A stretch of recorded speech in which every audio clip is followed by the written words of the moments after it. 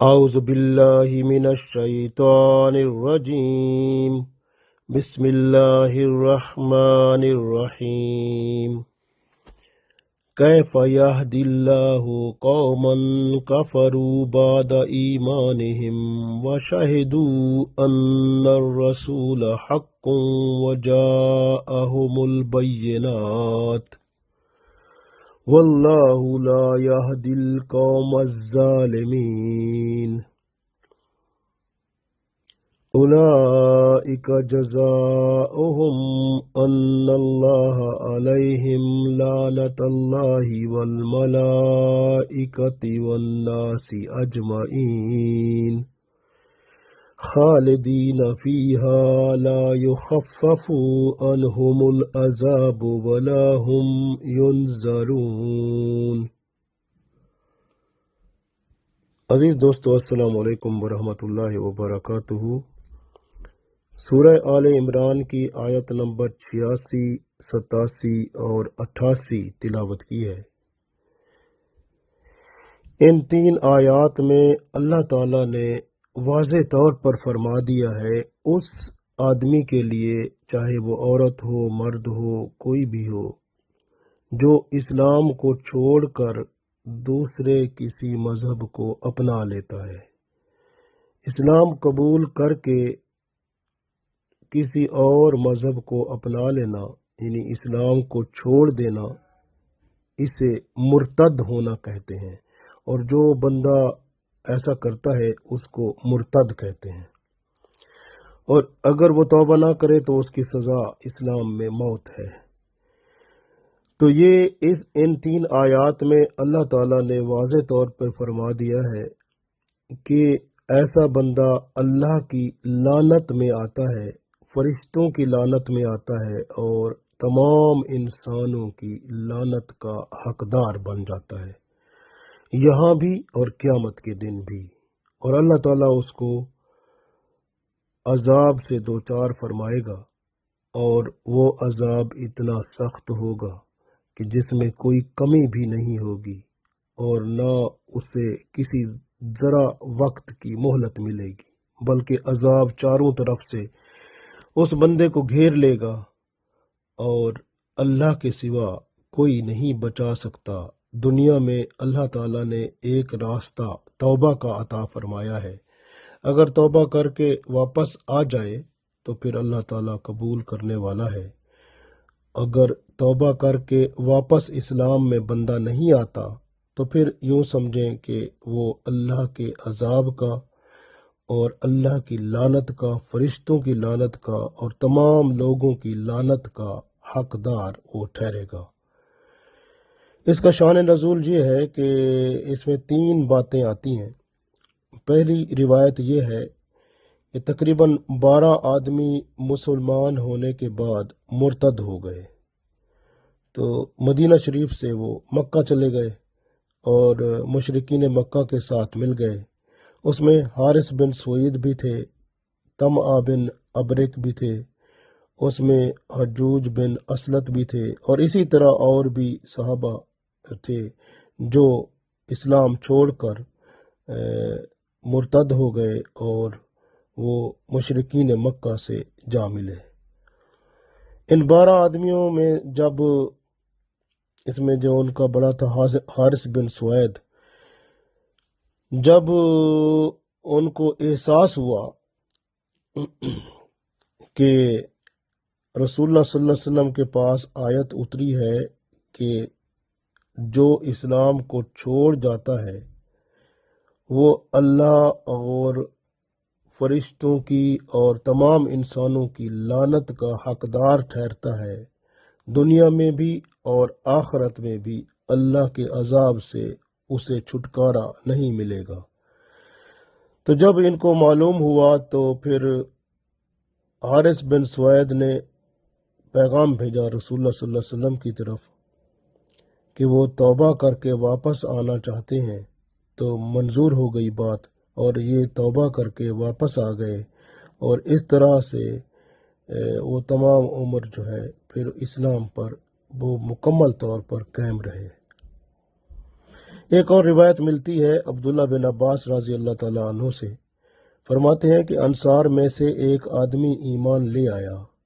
پھر وہ مرتد ہو گیا اور مشرکین سے جا ملا، اپنے کیے پر نادم ہوا، اور اس نے رسول اللہ صلی اللہ علیہ وسلم کی طرف پیغام بھیجا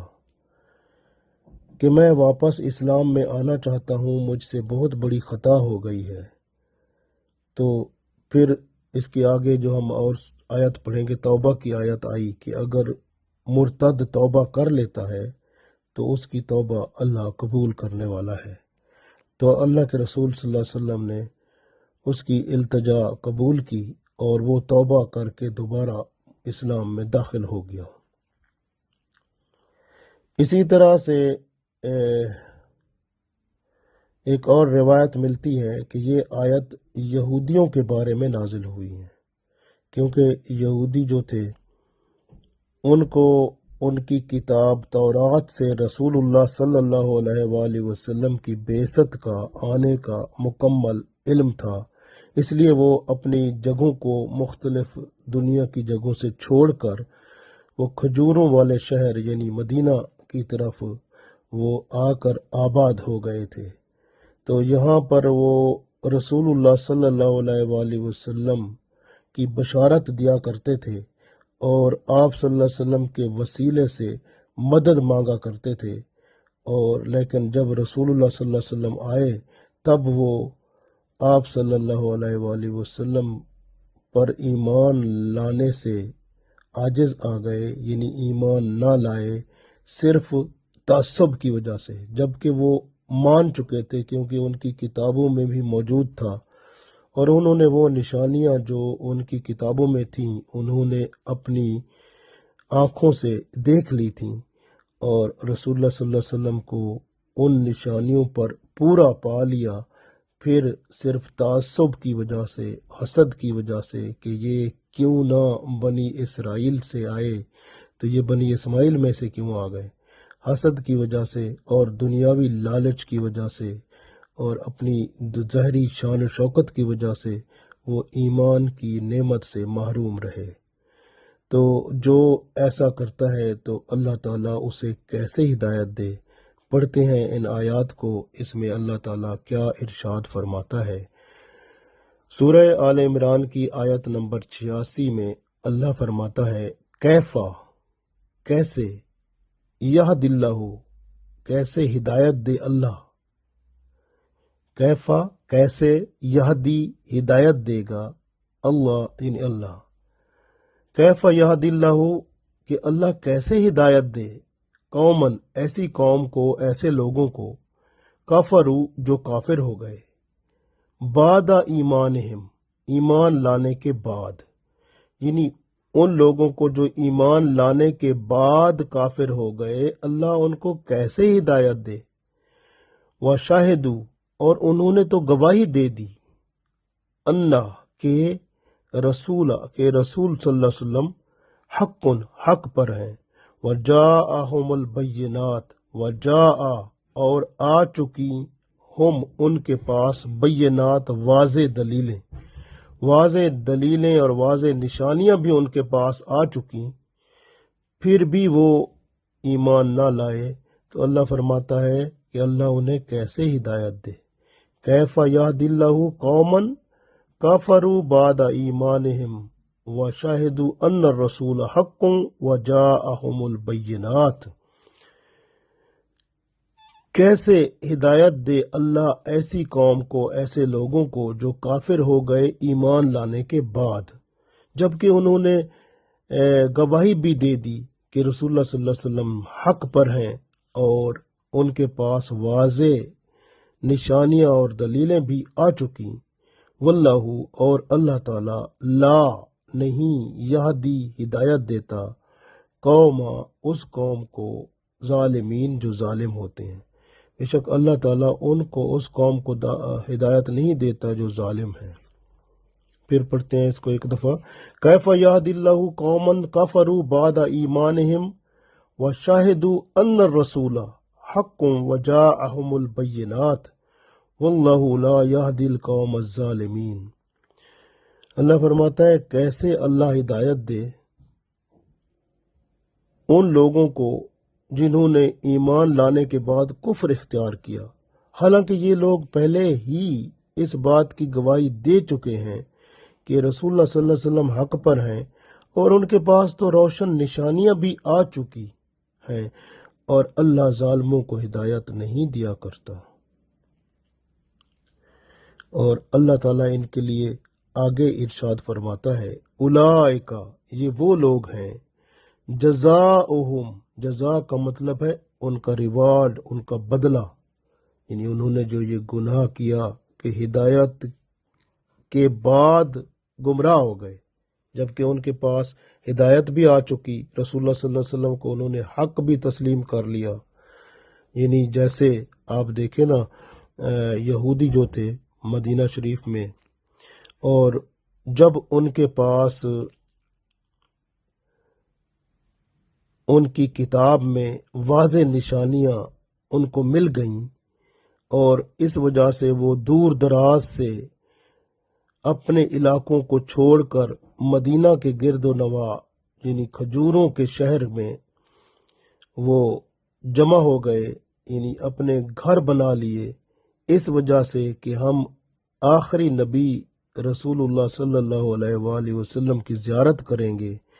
اور ان کی جو ہے ہم فرما برداری کریں گے۔ جب کہ وہ وہاں بشارتیں دیا کرتے تھے رسول اللہ صلی اللہ علیہ وسلم کے بارے میں کہ یہاں پر آخری رسول صلی اللہ علیہ وسلم آنے والے ہیں، اس لیے ہم یہاں پر ہیں، اور وہاں پر وہ رسول اللہ صلی اللہ علیہ وسلم کے وسیلے سے دعائیں بھی مانگا کرتے تھے، اور ان کی دعائیں پوری بھی ہوتی تھیں۔ لیکن جب رسول اللہ صلی اللہ علیہ وسلم آئے تو یہ اپنے تعصب اور حسد کی وجہ سے ایمان نہ لائے، اور دنیاوی ظاہری شان و شوکت کی وجہ سے، کیونکہ انہوں نے کہا یہ تو رسول اللہ صلی اللہ علیہ وسلم ہماری بنی اسرائیل سے کیوں نہیں آئے، یہ تو بنی اسماعیل سے کیوں آ گئے۔ یعنی جب کہ دیکھا جائے تو اسماعیل علیہ السلام اور اسحاق علیہ السلام جو ہیں وہ دونوں ہی حضرت ابراہیم علیہ السلام کے بیٹے ہیں، تو لیکن انہوں نے کہا نہیں، وہ ہماری یعنی اسرائیل کی اولاد سے کیوں نہیں آئے۔ اسرائیل حضرت یعقوب علیہ السلام کا نام ہے، تو یہ کہتے ہیں یعقوب علیہ السلام کی اولاد سے کیوں نہ آئے، تو یہ اسماعیل علیہ السلام کی اولاد سے کیسے آ گئے، تو ان کو تو ہماری یعنی بنی اسرائیل سے آنا چاہیے تھا، لہٰذا وہ اس بات پر حسد اور تعصب سے وہ ایمان کی نعمت سے محروم رہے، جبکہ وہ اپنی کتاب میں اس کے بارے میں مکمل طور پر جانتے تھے، ان کو ان کی کتاب میں واضح نشانیاں مل چکی تھیں، اس لیے تو وہ یہاں مدینہ شریف کے گرد و نواح میں آ گئے تھے، اور رسول اللہ صلی اللہ علیہ وسلم کی بشارتیں بھی دیا کرتے تھے، خوشخبریاں دیا کرتے تھے کہ اس زمین پر آپ صلی اللہ علیہ وسلم آنے والے ہیں، اور آپ صلی اللہ علیہ وسلم کے وسیلے سے دعائیں بھی مانگا کرتے تھے۔ تو جب کہ ان کے پاس واضح نشانیاں مل گئی تھیں، اور وہ رسول اللہ صلی اللہ علیہ وسلم کو حق مان چکے تھے، اور واضح نشانیاں بھی ان کو مل چکی تھیں، تب اللہ فرماتا ہے اتنا کچھ ہونے کے بعد کیف یہدی اللہ قومن، پھر کیسے ممکن ہے کہ اللہ ان کو ہدایت دے گا، قومن کفروا، وہ قوم وہ لوگ جو کافر ہو گئے، بعد ایمانہم، ایمان لانے کے بعد، وشاہدوا، جبکہ انہوں نے تو گواہی دے دی تھی، ان الرسول، کہ رسول صلی اللہ علیہ وسلم حق ان کے حق پر ہیں، وجاءہم البینات، اور ان کے پاس تو کھلی نشانیاں بھی آ چکی تھیں، واللہ لا یہدی القوم الظالمین، اور اللہ تعالیٰ ظالم قوم کو ہدایت نہیں دیا کرتا، تو اللہ نے ان کو ظالم فرمایا ہے۔ اور پھر اللہ ان کا بدلہ ارشاد فرما رہا ہے، اگلی آیت میں ارشاد ہوتا ہے اولئک جزاؤہم، اولئک یہ وہ لوگ ہیں، جزاؤہم ان کی جزا، ان کا بدلہ یہ ہے، ان اللہ کہ اللہ تعالیٰ علیہم ان پر، لعنت اللہ یعنی اللہ کی طرف سے ان پر لعنت ہے، والملائکۃ، والملائکہ اور ملائکہ یعنی فرشتوں کی طرف سے بھی ان پر لعنت ہے، والناس اجمعین اور تمام جو لوگ ہیں سب کی طرف سے ان پر لعنت ہے۔ تو گویا یہ لعنتی لوگ ہیں جو مرتد ہو جاتے ہیں، جبکہ ہدایت کو جان بوجھ کر ایمان لانے کے بعد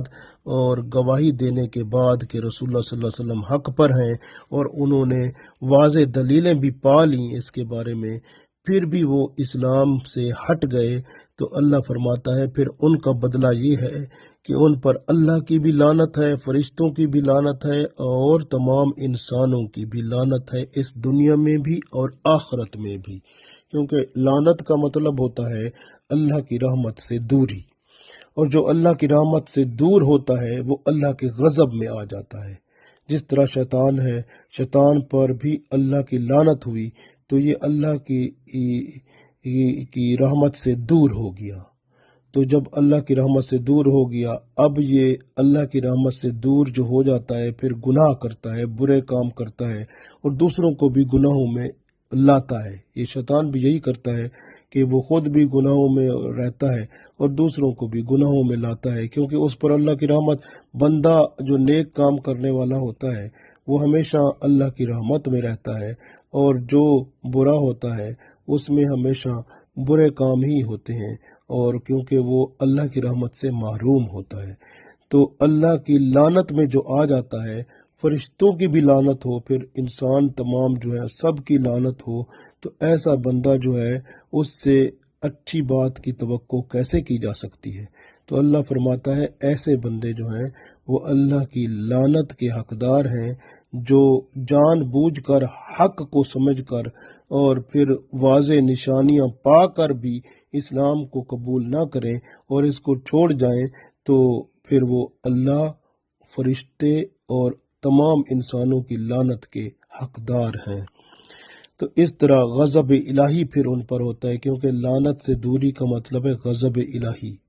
تو اس طرح اللہ کا غضب جو ہے ان پر ہوگا۔ اگلی آیت میں ارشاد ہوتا ہے خالدین فیہا، خالدین ہمیشہ، فیہا اس میں رہیں گے، یعنی لعنت میں رہیں گے ہمیشہ۔ ہمیشہ لعنت میں رہنے والا جو ہے اللہ کا عذاب، پھر اس پر لعنت کا مطلب ہے پھر اللہ کا غضب ہوگا۔ اب جب اللہ کا غضب ہوگا، اللہ ان کو کون سا عذاب دے گا؟ آخر اللہ تعالیٰ نے یہاں اس آیت میں ذکر تو نہیں کیا۔